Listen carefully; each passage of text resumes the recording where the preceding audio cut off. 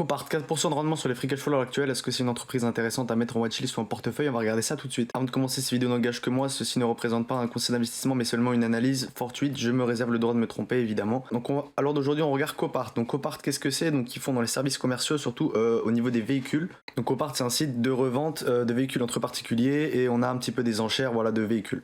Donc, on est sur une entreprise qui possède des marges nettes qui sont stables et croissantes dans le temps.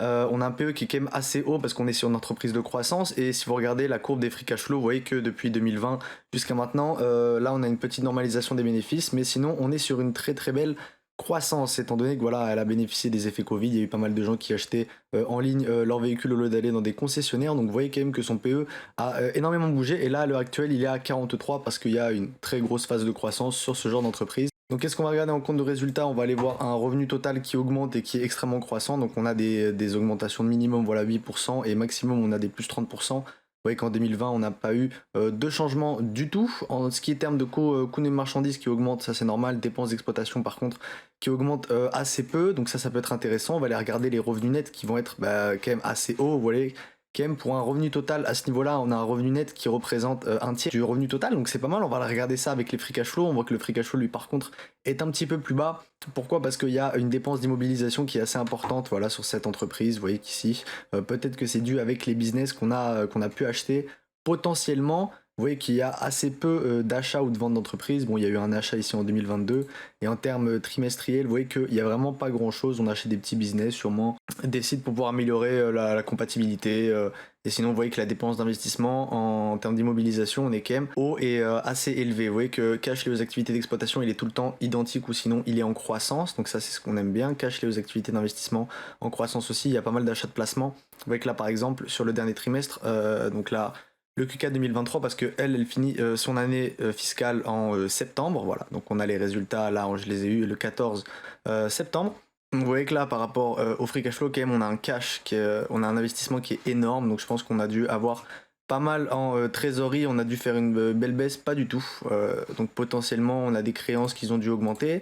On va aller regarder ça ici. Est-ce que émission au retrait de la dette, on a 10 millions. On n'a pas d'émission de dette. D'accord, donc je ne sais pas comment est-ce qu'ils ont pu financer cet achat d'investissement sans prendre dans la liquidité. Peut-être une rentrée d'argent en plus. Vous voyez ici, voilà, revenu hors exploitation, bah non, qui n'est pas, qui est un petit peu intéressant, mais qui n'est pas énorme. Faudrait savoir un petit peu qu'est-ce que ça représente. Sinon, quel est le retour aux actionnaires qu'on peut avoir? On a pas de rachat d'actions en ce moment, voilà, vente d'actions ordinaires et privilégiées, on n'a pas du tout de rachat. Donc on est sur une entreprise qui monte décorrélément par rapport à son rachat d'actions ou à sa verse de dividendes, parce que vous regardez ici, voilà, elle ne verse pas de dividendes, donc on n'a aucun retour aux actionnaires à l'heure actuelle. Donc pas de rachat d'actions. On va les regarder au pire dans les statistiques. En total d'actions ordinaires, vous voyez que le total d'actions a plutôt augmenté au lieu de diminuer. Total d'actions en circulation qui augmente aussi, étant donné qu'on les vend au lieu de les racheter. Si on regarde, voilà, là, aujourd'hui, on est sur un ratio court-bénéfice qui est à 138 par rapport aux bénéfices qu'on peut faire, étant donné le nombre d'actions qu'il y a. Donc on est à peu près sur 1 milliard d'actions avec, on l'a vu, un bénéfice par année là qui s'établit à 1,26 et qui devrait s'établir à 1,88. Donc par rapport à son prix, c'est assez décorrélé du revenu qu'on pourrait obtenir sur ce genre d'entreprise. Si on regarde, voilà, en termes de revenus, c'est surtout le service, voilà, donc c'est les plateformes, les abonnements, etc. qui va concerner ce qu'on va faire. Donc ça, c'est des business avec des sacrées marges. Vous voyez que les marges brutes, en termes, bon là c'est en termes trimestriels, on va regarder en annuel, les marges brutes ont tendance à augmenter ou à être stables. Des marges opérationnelles qui, elles, ont tendance à être stables, étant donné qu'on gagne plus d'argent et donc la dépense en exploitation diminue. Marge EBITDA qui augmente et donc marge nette qui augmente aussi. On part de 27 à 34 en 2016 jusqu'à aujourd'hui. Donc c'est une entreprise qui arrive à être efficiente et qui arrive de plus en plus justement à être efficiente en se concentrant sur sa marge opérationnelle qui, elle, augmente réellement comparé à la marge brute, parce que je pense qu'il doit y avoir, voilà, des petites différences avec ce qui va être les dépenses liées à la consommation. Donc les dépenses surtout, ce qui va être lié plutôt au coût des marchandises.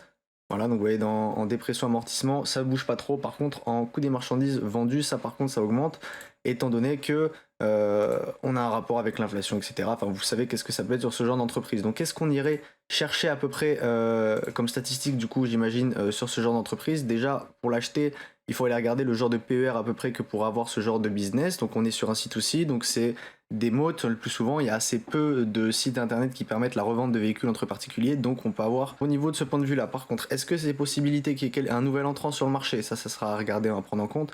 Allez regarder les rapports financiers, peut-être qui nous expliquent qu'est-ce qui peut être les concurrents directs que pourrait subir Copart. Est-ce que par exemple Le Bon Coin en France pourrait être un concurrent direct? Est-ce qu'on pourrait vendre ma voiture dessus, etc. Est-ce que Vinted, allez regarder ça un petit peu de plus proche. Donc qu'est-ce que j'irai l'acheter sur cette entreprise? Donc j'irai l'acheter à un prix qui n'implique pas la croissance, donc avec au minimum un PER de 20, étant donné qu'elle devrait s'établir entre 25 et 30, étant donné la part de marché qu'elle a. À l'heure actuelle, on est quand même sur un ratio à 43. Pour moi, personnellement, je trouve que c'est beaucoup trop et je l'attendrai à aller la chercher au moins 20$ pour avoir au moins une rentabilité qui serait qui pourrait s'établir à 10% au minimum pour juste suivre la croissance. Donc l'intérêt que j'aurais, ce serait évidemment d'aller la chercher en dessous les 20$. Mais si vous l'achetez à un prix qui n'applique pas la croissance, c'est-à-dire un PER à peu près entre 15, 17 ou 20, vous pourrez bien vous en sortir sur ce genre de business étant donné que ça a l'air de pas mal augmenter. Après, si vous questionnez la politique d'allocation du capital, parce qu'on peut voir que quand même il y a beaucoup de dépenses en immobilisation et en achat de placement, par contre ce qui est pour le retour aux actionnaires, à part en retrait de la dette, vous voyez quand même qu'il y a certains moments où on va l'utiliser, mais voilà, la dette totale de l'entreprise